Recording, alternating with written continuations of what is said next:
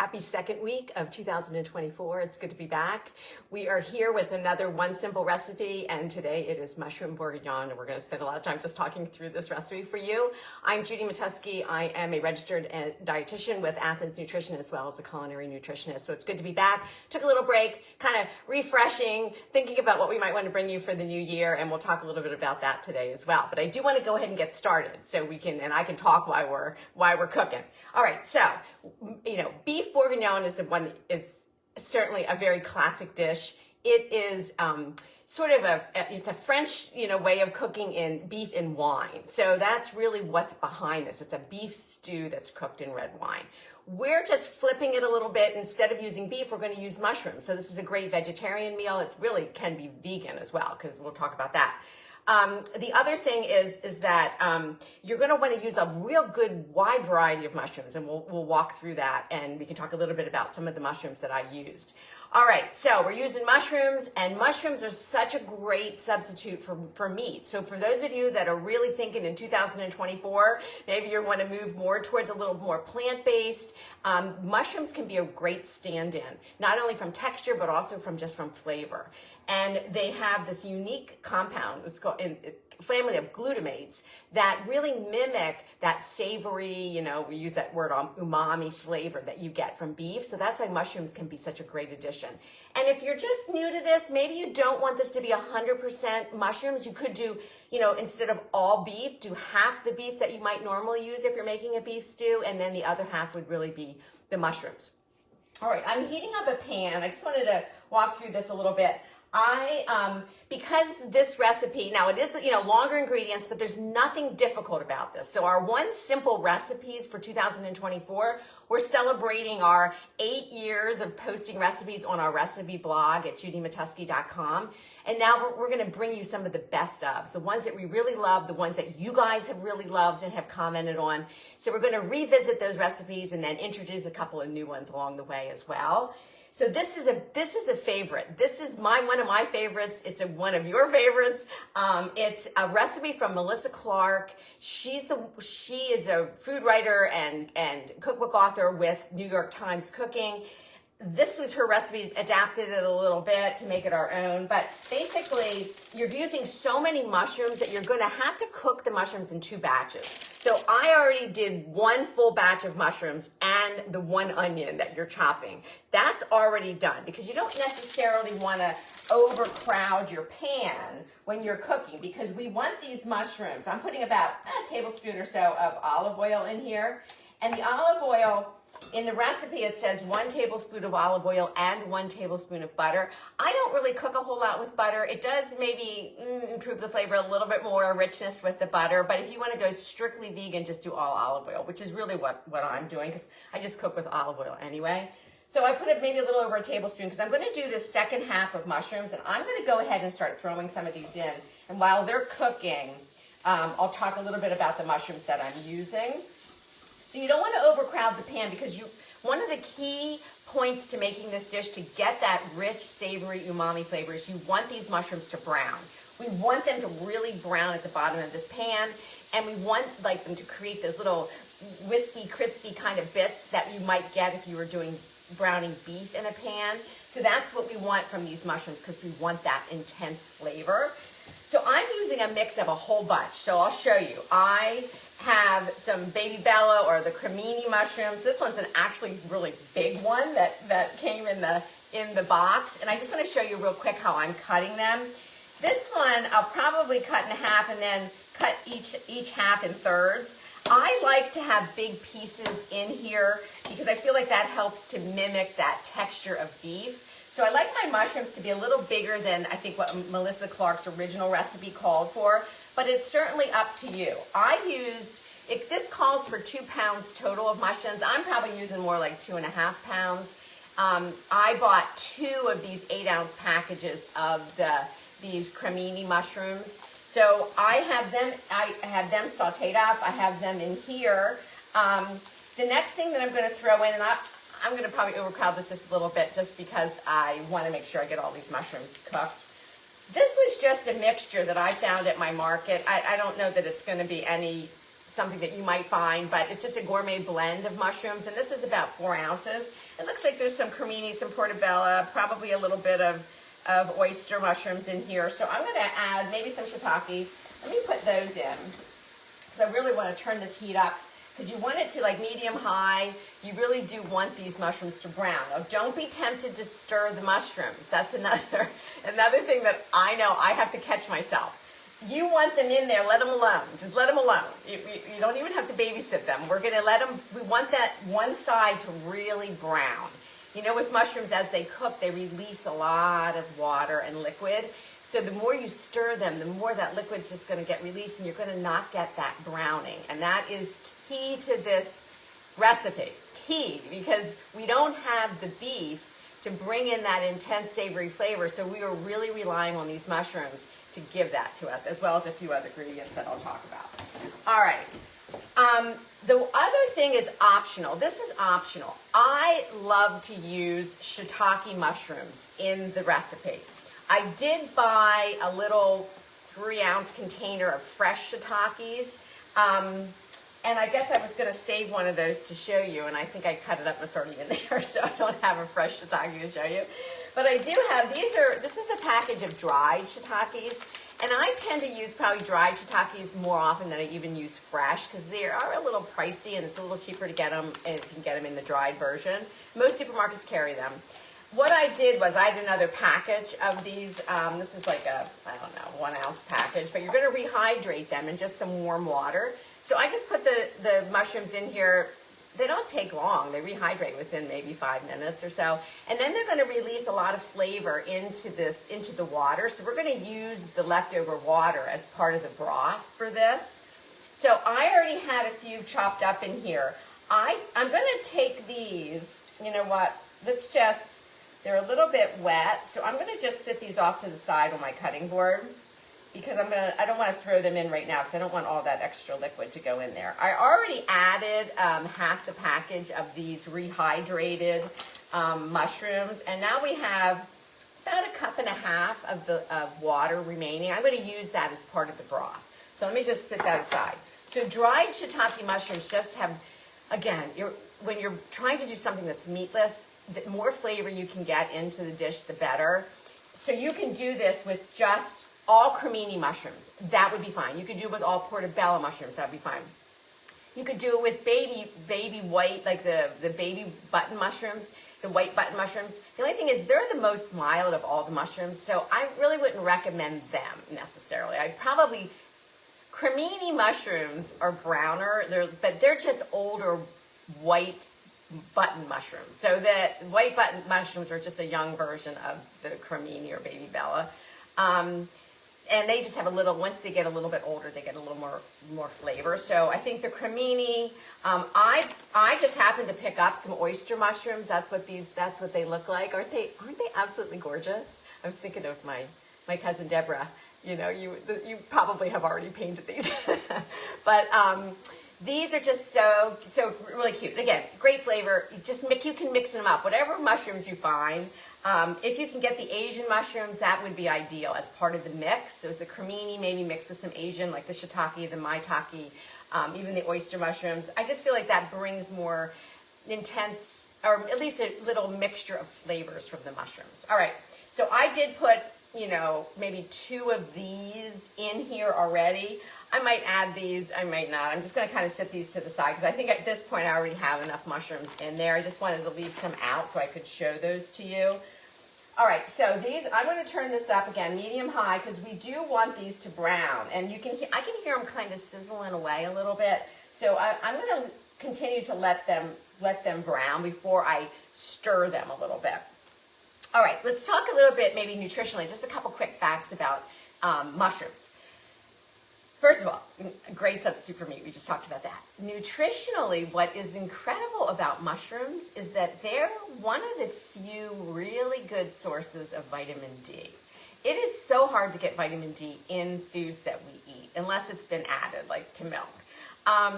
But they are, and naturally they just are. But then, if you bring them home and you put them on your windowsill and they get in your kitchen and they get exposed to some sunlight, they will increase the production of vitamin D even more. So it's significant. It's a really good source of vitamin D. So if you like mushrooms, great, because it's another way to bring that into the dish. So I mentioned that we're going to be bringing you our best of recipes throughout 2024. We have like over 400 recipes on our recipe blog. I really love most of them. I wouldn't post them if I didn't really like them, but I'm trying to pull the ones that, you know, are ones that have been either really popular, ones that I know are pretty easy, or even if they're a little more involved in, they're still simple recipes, but maybe there's a few more steps or a few more ingredients. I'm going to bring those to you too, because some of them are just so worth a few extra steps that I think they would be great to be, you know, in your recipe repertoire. So that's one of the things we're going to be highlighting throughout 2024. I also already have a couple new ones that I found over the holiday that I'm going to add to it because I just loved them, so I want to bring them to you. And then at the same time, I thought it'd be fun to just talk a little bit about, you know, maybe some new research that's popping up throughout 2024 for nutrition, and just some of these really great kitchen and cooking tips that I'm getting from you, as well as some of the things that we do regularly, just to kind of have these things in your back pocket, so that if your New Year's resolution in 2024 is to eat healthier or to continue to eat better, and so you can feel better, then we're going to, again, try to make those steps as easy as possible for you. All right, so let's go ahead and take a peek at what we got here. So we have the mushrooms, yes, and let me just grab my pot holders, because I'm going to see if you can see this. So it might be hard, but they are sort of sticking to the bottom of the pan, and I'm getting a lot of browning there. That's what we want. You want that. So make sure that happens and that you're not stirring them too quickly. All right, I'm going to stir this around. These mushrooms, I feel like I cut these a little smaller than I would normally cut them. I like them to have, you know, real texture and a little bit chunkier. So you can do whatever you want with that. Now I'm going to take the rest. I'm going to take these out already, because it only takes maybe 4 minutes on one side and then a few minutes on the other. I'm just going to put these in the. I'm going to put these off to the side. I'm going to turn my heat down a little bit. All right, I'm going to put these over here with the other ones. Now, the recipe says to salt and pepper the mushrooms and the onions, because you would normally be doing the mushrooms and the onions together. I just kind of did the onions ahead of time. So you'd salt them when you take them out. I did a little bit, but I'm not going to do too much, because we'll talk about the bouillon, the mushroom bouillon that I'm going to use, and that can be, and that can get a little bit salty, so I don't want to over salt. All right, so now we're going to add, I actually have 3 medium carrots and some garlic here. I'm going to just put a teeny bit more of olive oil there, maybe like a teaspoon. I don't want the garlic to burn. So I'm going to add that, and it's because I don't want the garlic to burn, because I do have this pan pretty hot right now, I'm going to just add a little bit of this mushroom broth, just to keep it, because again, burnt garlic is definitely not something you want in your food. It gets so bitter. All right, so I'm going to let that. I'm just going to throw them in and let them stir around a little bit. Now we're going to add some tomato paste, and this is another. I get it in the tube. I love it in the tube. I keep it in my refrigerator, because if you get it in the can and then you take a tablespoon or 2 out, then what do you do with it? It's just too wasteful. So get it, if you can, get it in the tube and keep it in your refrigerator. Then you can use what you need. We're going to use about, I think the recipe calls for a tablespoon. So let's put that in, because we do want this tomato paste to brown a little bit in the bottom of the pan. We're building flavor, and that's key for this recipe. We don't have meat. We can't rely on meat to do that for us. So the tomato paste, the mushrooms, and the tamari, the soy sauce that we're going to add, that's what's giving us that savory, kind of meaty, umami flavoring. So I have the mushrooms, the garlic, and the tomato paste, and I'm going to just stir this around a little bit. I'll turn my heat up a tiny bit, because I do want the tomato paste to brown a little bit here on the bottom of the pan. So I'm kind of coating I'll show you this in a second. I'm coating the carrots in the tomato paste. And then I'm just going to spread everything out, turn the heat up a little bit. I don't think my garlic will burn now that there's a little bit of moisture in there, but it's not enough that it'll keep not enough moisture that it would keep anything from browning. So there's everything in there. All right, so I can hear it. And you can smell it. You'll smell the tomato paste. really start to get really fragrant, and that's what you want. So just let that kind of brown a little bit in there. Recipe calls for 2 big onions. 2 large carrots. I use 3 because mine weren't as big. You can put more or less, whatever. And also the onion. It's a good size onion. I usually like my onions a little bigger than this, but this is all they had. So I used this size of an onion when I was sautéing that with the mushrooms. All right. So this you do want to stir around a little bit. All right. Because again, just keeping an eye on that. We want things to brown. So there's like a couple of minutes, 1 or 2 minutes. I think that's good. Now, to help give this some thickness, because we want some thickness to the broth in the stew. It calls for 2.5 teaspoons of flour. So I'm just going to sprinkle the flour right over. I'll sprinkle the flour right over the carrots. So we're saying 2.5 teaspoons of flour. And that's just regular all-purpose flour. There's no need to use whole wheat flour for this. It's just not enough. We just want it. And now we're just going to stir this around a little bit, just kind of to cook the flour and a little bit, just to get some of that raw flour flavor off. And then just kind of, again, coating the carrots with the flour. Okay. And again, I'll show this to you, because one of the comments I got was that it was hard for you to see. It's hard for me to move my tripod to see it, have it over top of what I'm cooking. So let me just show you that. So I just stirred it around, all right, with a little bit of flour. And now, once you do that, now we're going to add the liquid. So I'm going to add, let me just check my recipe just to make sure. All right, I'm going to add all of this is a little bit over a cup of, a little bit at a time. I'm going to add maybe half of this, and then I want to stir it around. Because what I want to make sure is that the flour that I added, I don't want it to get clumpy. It shouldn't, because the flour now is kind of coating all of the carrots and everything in here. So you can, I'll show you this in a second, but let me just add a little bit more of this. It's definitely thickening up just with that little bit of liquid that I added. All right, so just kind of add a little bit of the liquid, and just to get it to the point where the flour really sort of dissolves into the liquid. And let me show this to you. All right, so it got thicker. You can see I just added a little bit of that liquid, but it's pretty thick already. So put that back on. I have the heat probably medium low at this point. I'm going to add the remaining bit of that broth, and then I'll talk a little bit about the other mushroom broth that we'll add if you're not using rehydrated shiitake mushrooms. If you don't have this particular mushroom broth, then we're going to use just straight mushroom, or you could use a vegetable broth too. Key to this recipe is red wine. This is just a Cab Sav. It's what I had. I had it open, so I was using what I had open, and it's about 1.5 cups. I don't have a substitute for this.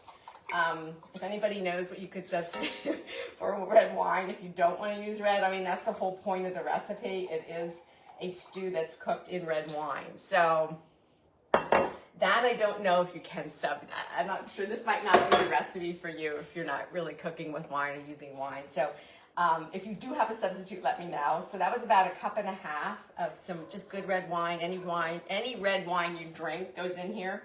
All right. And then I'm going to finish creating this broth with a couple of other things. All right. So I know this ingredient list is a little longer than some of our recipes, but again, I'm not going to try to confine myself to these 5 ingredients. And some of the recipes are just so worth it, and they're not hard. Just because they have a few extra ingredients in them, I don't want to just omit them from offering them to you. Because again, most of these things you're going to have anyway in your pantry or your fridge, most likely.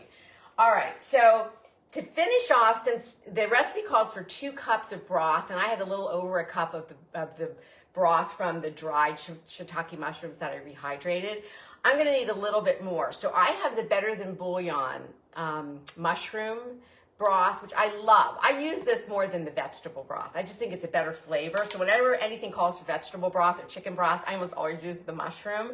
But that's up to you. It's going to be, since I'm only going to need about 1 cup or so, I'm going to just add a little over a teaspoon of the mushroom base, this Better Than Bouillon mushroom base. And then to that, I'm just going to add a cup of water. And that should give us the broth that we need.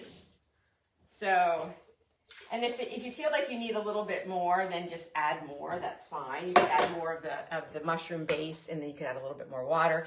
Again, if you don't have the better than bouillon, then you could just use a vegetable stock that's already made from the supermarket. You could use, I don't know that you can buy mushroom broth. I don't think I've ever seen that. So that's why I always have this in my refrigerator, because it's such a great way to flavor a lot of things, a lot of sauces. All right, so that's pretty much the extent of the liquid that we want to add. Now, the only other thing that we're going to add for additional umami flavor. So the umami intensity, the savoriness of this mushroom bourguignon, that since we're not using meat, it's the mushrooms and the type of mushrooms that you're using.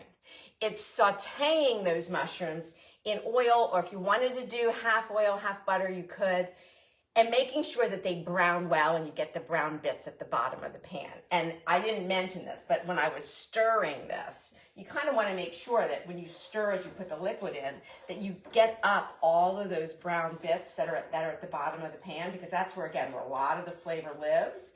So we want that we want that in this broth. So it's just kind of like with your spatula, just kind of scrape it up, or if you're using tongs, just scrape up the bottom a little bit.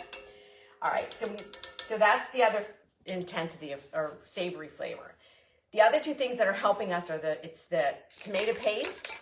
Tomato paste itself is pretty umami rich in flavor, but when you brown it a little bit in your pan, it makes it even more so.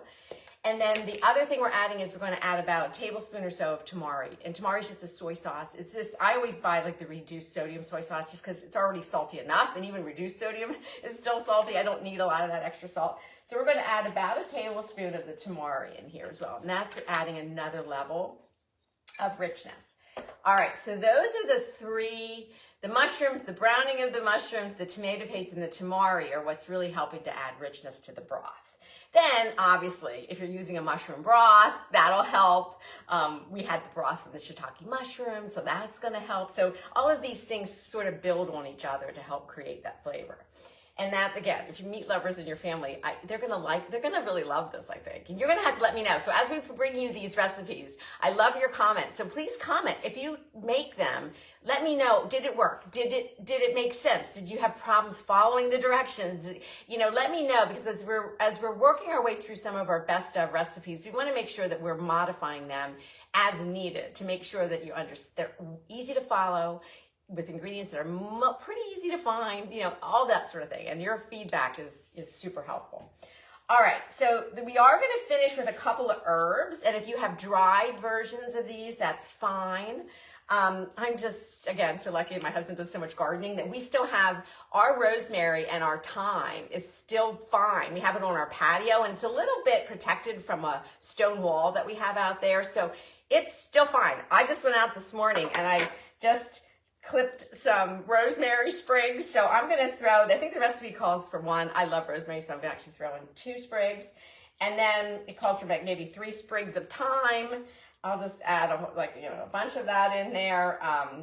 That again, I just kind of snipped off this morning. If you don't have fresh herbs, which is, it's kind of hard to have them this time of the year. I mean, obviously you can buy them, but you can just use thyme. So I would say maybe a teaspoon of thyme, dried thyme, and maybe about the same amount, maybe a little bit more of rosemary, depending on if you like that flavor.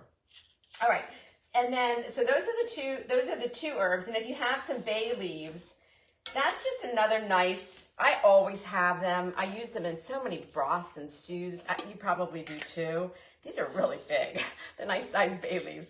Just throw one of those in too, because those are the 3 herbs that are going to help to add some more flavor to this. All right, just so in summary, right, because I felt like I was moving a little bit fast.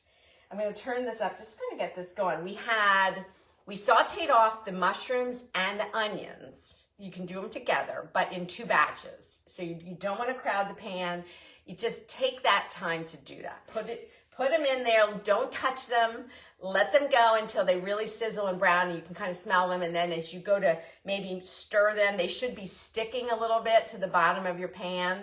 I just use straight olive oil to do that. It's up to you. that was step one. And then you do them in 2 batches. And then they come out though. So we're going to soon add these back in. They come out, we're going to sit them to the side because we need to use the pan then.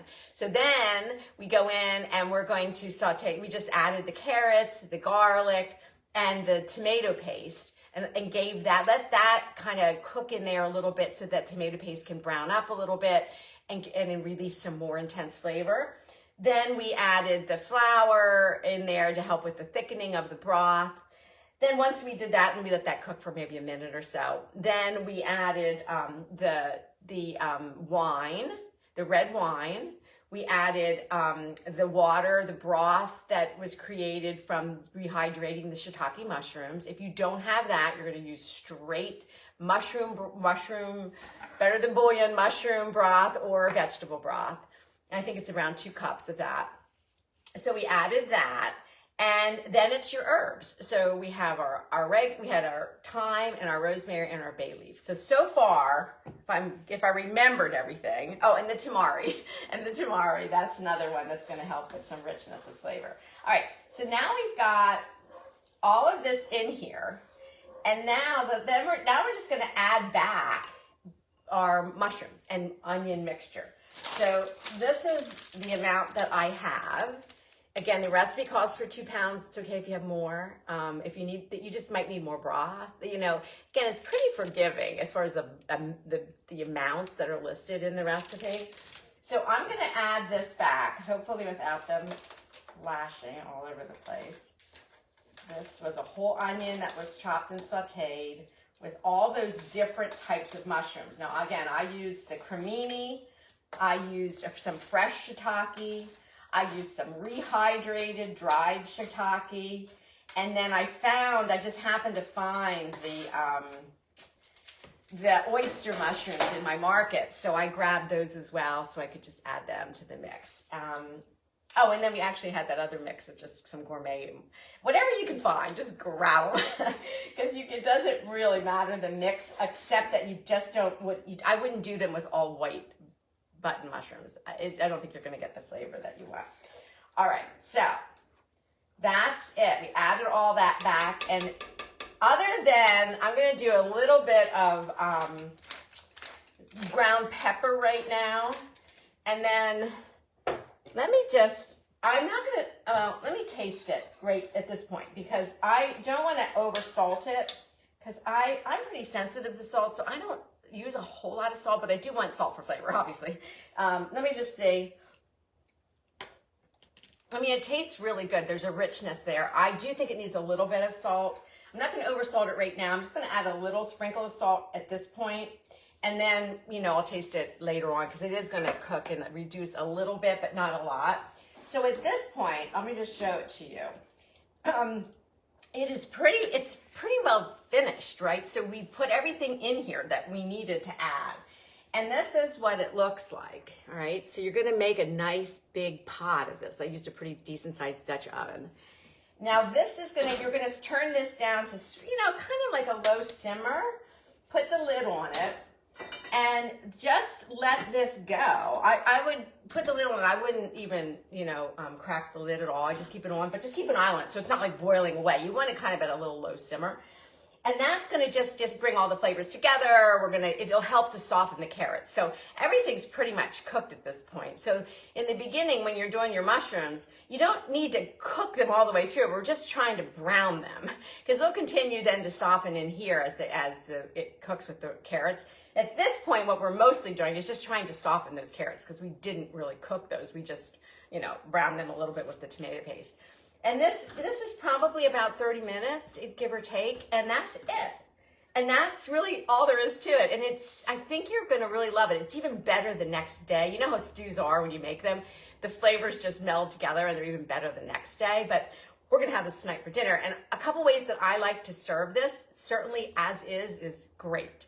Now, it's not a particularly high protein dinner, and that's okay. Not all of our meals have to be high protein. But if you wanted to, you could certainly serve, like I said, if you wanted to do half of this beef, half mushroom, by all means, you could do that. You could even do chicken if you wanted to do some cubed chicken, half mushrooms. I'm okay with not having any meat in this, any animal protein at all. The way I serve this is a couple different ways. So I happen to have some potatoes, so I'm going to probably do like a smashed potato, and that I'm going to have at the bottom of my bowl.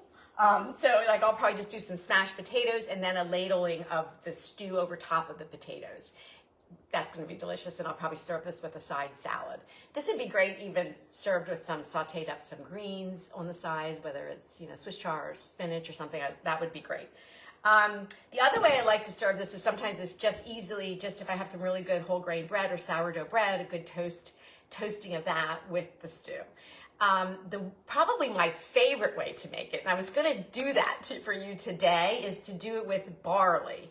I just cooked off barley earlier in the week, and I didn't realize that I used the entire packet of barley, and I went out to the market and they didn't have barley, and I didn't want to go to another store. But barley and mushrooms is just a beautiful flavor combination. So if you think of mushroom barley soup, you get a packet of barley at the supermarket. I think it only takes 30 minutes to cook barley. I would put some barley then on the bottom of my bowl and then ladle this on top of it. And that's going to bring, again, a little more protein from the barley and just a little more fiber and obviously other nutritional values from other nutrients from the whole grain of the barley. But that's my favorite way to do it. And I was going to have some cooked off to show you, but I just didn't. I used it up, so I don't have it. So anyway, all right, so that's the mushroom bourguignon. If you make it, I would love your comments. Please let me know what you think. I know my sister-in-law said she used to make this all the time. She might still, and that her family really enjoyed it as well. Again, we'll keep bringing you these recipes every Thursday at 11:30. It's going to be under our banner, One Simple Recipe, hoping to get you one step closer to better health. And we will just, talk you through some of our favorites from our past 8 years, as well as we'll introduce you to a couple of new ones. All right, stay well until next week, and I'll see you then. Bye-bye.